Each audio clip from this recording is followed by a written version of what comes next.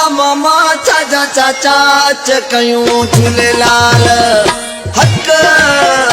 छाजा मामा छाजा चाचा अच कयूं झूलेलाल हाय कोर्ट में वञी निकाह कंदासीं भई हाय कोर्ट में वञी निकाह कंदासीं भई छाजा मामा छाजा चाचा अच कयूं झूलेलाल छाजा मामा छाजा चाचा अच कयूं झूलेलाल हाय कोर्ट में वञी निकाह कंदासीं भई हाय कोर्ट में वञी निकाह कंदासीं भई छाजा मामा छाजा चाचा अच कयूं झूलेलाल छाजा मामा छाजा चाचा अच कयूं झूलेलाल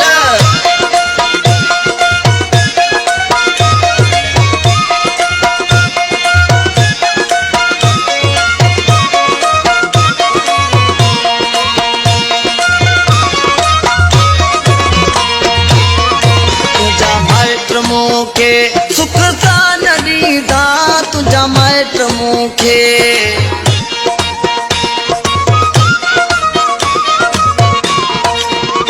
तुंहिंजा माइट मूंखे सुख सा न ॾींदा हिकु हिकु माण्हूअ खे मिनतूं कराईंदा छाजा मामा छाजा चाचा अच कयूं झूलेलाल छाजा मामा छाजा चाचा अच कयूं झूलेलाल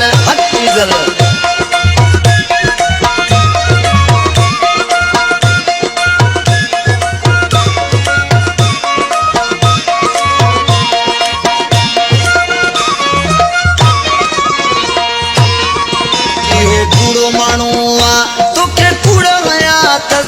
इहो बूढ़ो माण्हू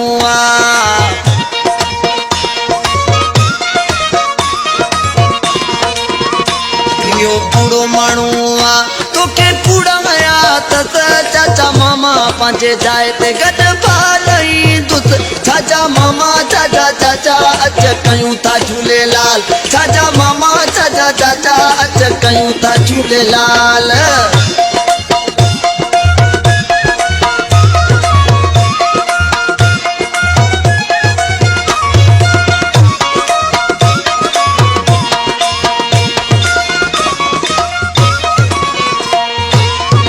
नादर खोसा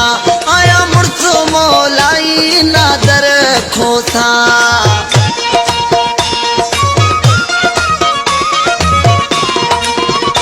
नादर खोसा आया मुर्स मोलाई आए कोर्ट में वञी कंदसि का जाई छाजा मामा छाजा दोहल अच कयूं था झूलेलाल छाजा मामा छाजा दोहल अच कयूं था झूलेलाल हाय कोर्ट में वञी निकाह कंदासीं भई हाय कोर्ट में वञी निकाह कंदासीं भई छाजा मामा छाजा दोहल अच कयूं था झूलेलाल छाजा मामा छाजा चाचा अच कयूं था झूलेलाल।